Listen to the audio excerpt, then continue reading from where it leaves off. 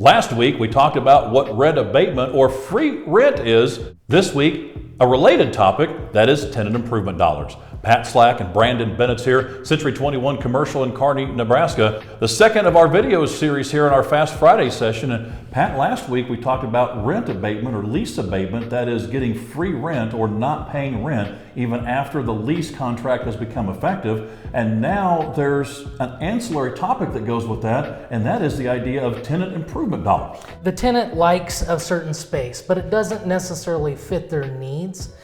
There has to be some renovations possibly, and perhaps that need to be done and completed in order to get that in.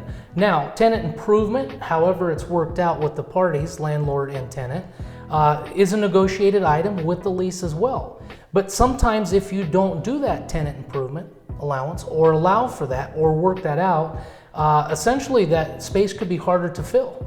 And so when you get somebody that's desirable for that space and they say, hey, look, in order to make it work for our needs, we need to do this, then let's let it happen. Let's go. Because oftentimes it can improve the property, it can provide some improvements to the property. And so then the next item comes to is who pays for it. Okay, and that again is a negotiated item between landlord and tenant and can be amortized over the lease. The tenant can pay, the seller can pay. You know, there's all kinds of combinations, and that's the importance of talking to make sure all the parties fit to rent that space, which is the goal at the end of the day. So what you're saying is this is an incentive offered by the owner or the landlord developer to be able to bring in a tenant, and the benefit long term is they now have a space that has had major capital improvements made. Yep, absolutely. The bottom line is whether it's rent abatement we talked about last week or the idea of tenant improvement dollars this week, these are all pieces and parts, details of the negotiation process, and we've got experience representing both landlords and tenants here at Century 21.